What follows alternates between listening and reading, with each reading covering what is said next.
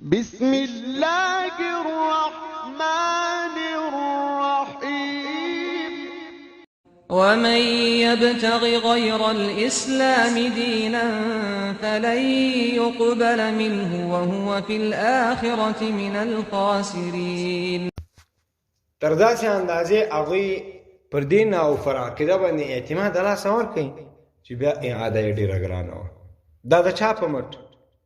دا د همدغه منحرفې کلیسا او پاپانو د وجې. په هغه وخت کې خلک د مسیحیت او حکومت په خلاف چې دواړه یو د بل ملاتړي وه راوپارېدل، او د دین او بادشاهانو په خلاف په دې جګړه کې په زرګونو انسانان ووژل شول. داسې هم ویل کېږي چې په لسګونو زره انسانان ووژل شول، او حاکمان، بادشاهان، مذهبي مشران هم له منځه ولاړل. کلیساګانو ته اور واچول شو. تر هغه وخته دغه لړۍ روانه وه په ارامه باندې نه شول چې تر څو کلیسا او شاهانه حاکمیتونو دواړه له منځه نه وتللې. د کلیسا او شاهانه حکومتونو تر له منځه تلو وروسته له خلکو سره دا پوښتنې پیدا شوې چې اوس به ژوند په کومه طریقه باندې تېروو. مخکې تر دې چې د ډیموکراسۍ د راتلو خبره وکړو، یو ځای دې ته راګرځم. تاسو ګورئ، موږ وویل چې په خپله دغه اروپایانو کې چې نن موږ ته د تمدن درس راکوي، نن موږ ته د پرمختګ درس راکوي، هغوی په خپلو خلکو باندې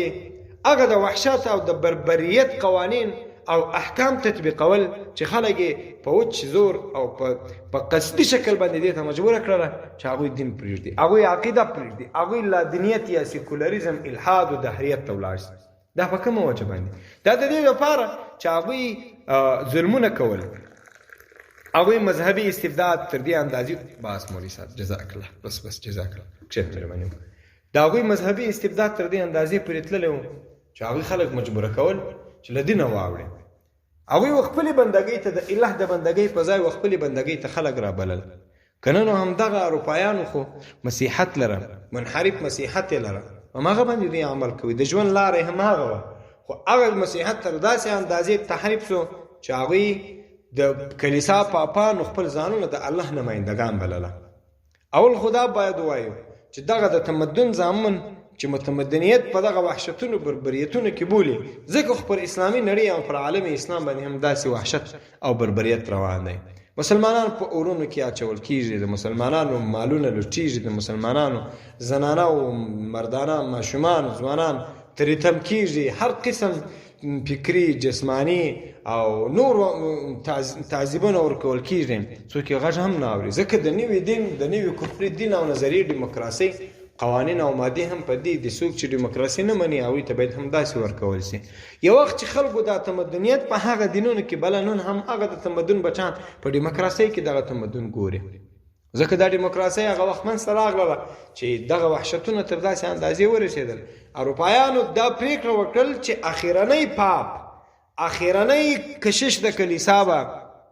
موږ او تاسې په داسې شکل سره وژنو چې د اخرنی حاکم یا حکمران یا پادشاه په کلمو به پاپ راځړو تر څو ورباندې یوه رسۍ هم ضایع نه شي. اخرنی پاپ به د اخرني حاکم او حکمران په کلمو باندې راځړو، یوه رسۍ هم د ده په قتل او د ده په اعدام باندې باید ضایع نه کړل شي. دغه د ظلم او د وحشت او د بربریت کړۍ په دې کې تر داسې اندازې وه چې دوی مجبوره کړه دې ته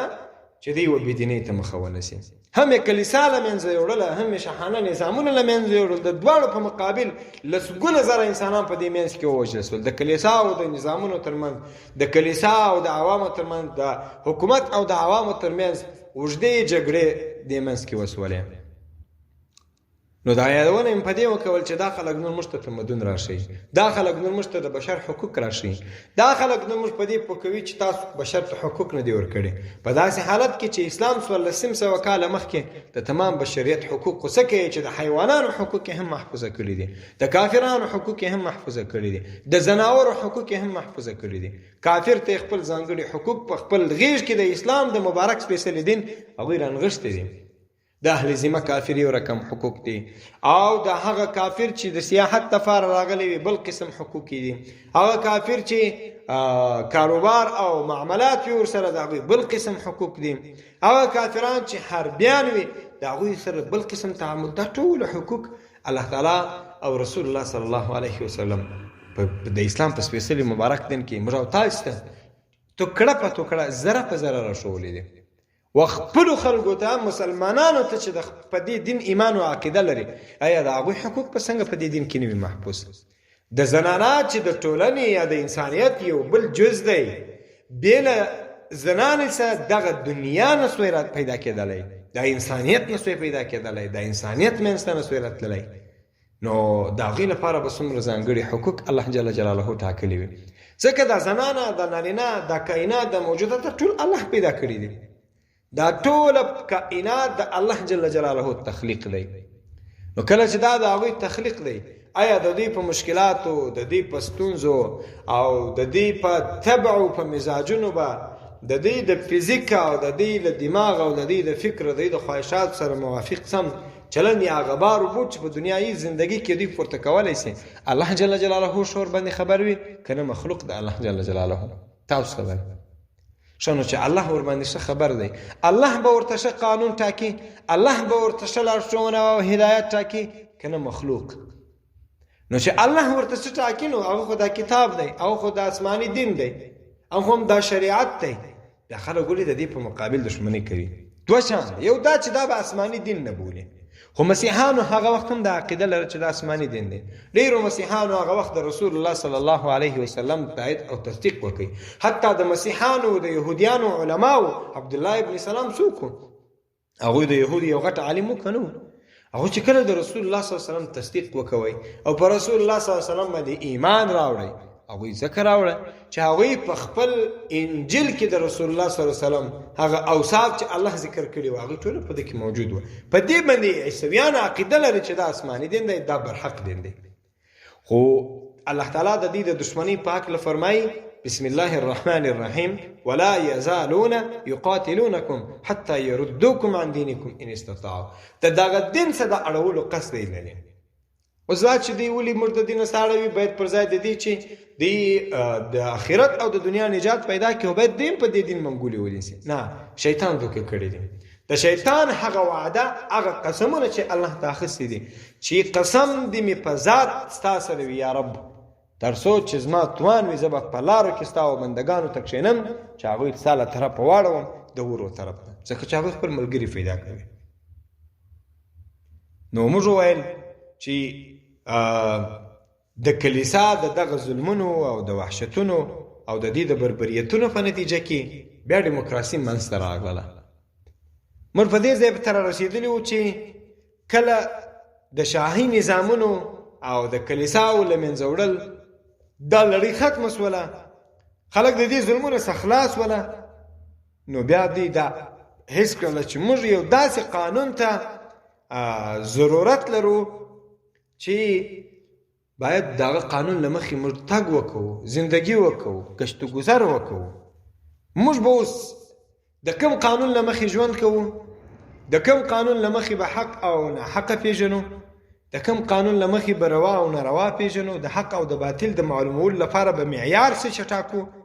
دین ته په ژوند کې څومره ځای باید موږ ورکړو د کلیسا استبداد او د دیني کشیشانو تنګ نظري خلق پر دین باندې دومره بدګمانه کړي و چې نور نه غوښتل دین دې پر دوی حاکمیت ولري لمدې عمل خو له دیني مشرانو ځان خلاص کړي هغه چې اروپایانو تصمیم ونیوه چې نور به دین د دوی د ژوند په چارو کې هیڅ قسم داخل نه وي او دوی چې هر څه کوي څوک به د دین له ادرسه دا نور ته وایي چې دا کار روا دی او دغه نه روا دی هغوی خپلو مذهبي مشرانو ته ویل چې دین به په کلیسا کې بند وي که زموږ ورته اړتیا پیدا شوله نو په خپله به ورځو او که موږ کلیسا ته نو دین په موږ پسې ټولنې نظام ته باید راونوځي زموږ د ژوند په چارو کې باید دین هیڅ قسم مداخله ونه کوي دا ځکه چې دی پر دین باندې د کلیسا د کشیشانو د تنګ نظرۍ له وجې دومره بې اعتماده سوي وو یوه ځای ته بل ستاسو پام راړوم هغه وخت دی وویل خپلو مذهبي پاپانو مشرانو ته چې دین دې په کلیسا کې دننه وي بهر دې زموږ د ژوند په چارو کې هیڅ قسم مداخله نه کوي که زموږ اړتیا پیدا شول دین ته موږ به ورځو د کلیسا څخه به هدایت اخلو که زموږ اړتیا نه شوه پیدا کلیسا دې بهر نه راوځي دا اوس تاسو وګورئ افغانستان کې د امریکایانو د اشغال سره بیا تر اوسه پورې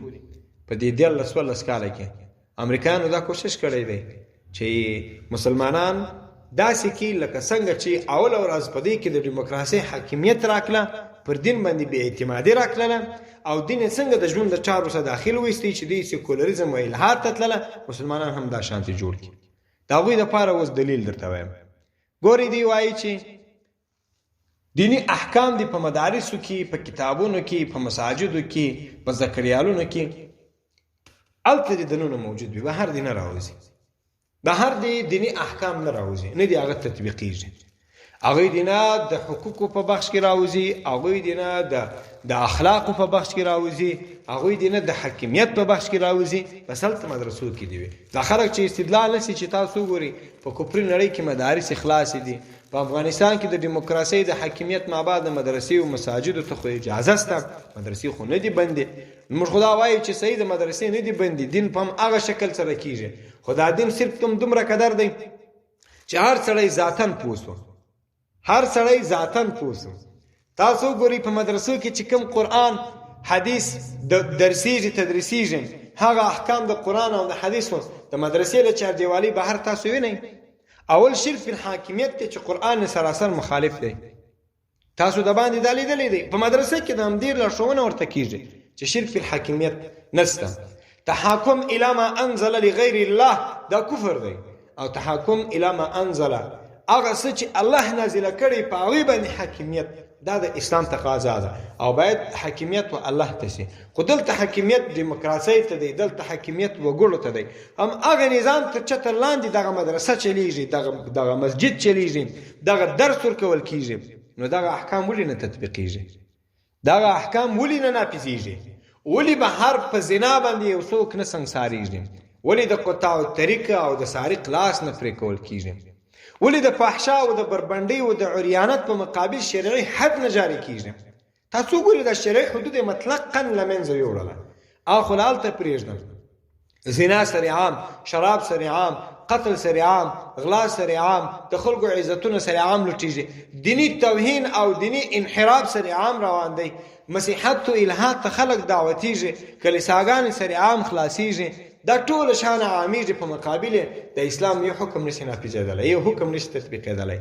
نو دا څه معنا که زر ځلې هم ما مدرسه خلاصه وي زر ځلې هم مسجد خلاص وي زر ځلې هم دلته د قرآن او د حدیث درس او تدریس شروع وي نو دا خو د مدرسې په چارچوب او په چاردیوالۍ کې دننه اجازه شته بهر خو د یو شي اجازه هم نشته که شته نو تاسو یې تطبیق یې په څه باندې کړی دی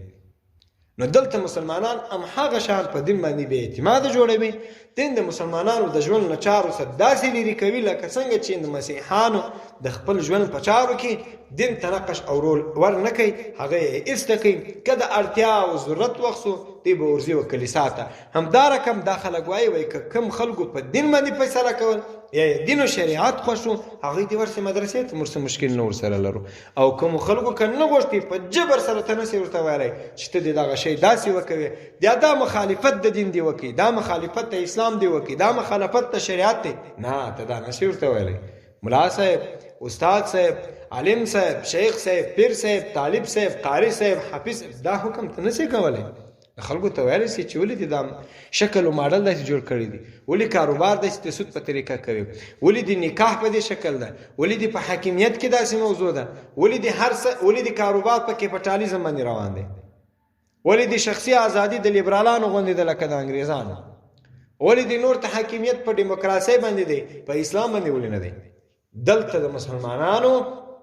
دینی امر دینی حکم الهي امر او الهي حکم تطبیق کول علماء ته دا صلاحیت ورکول دین کاواکه کول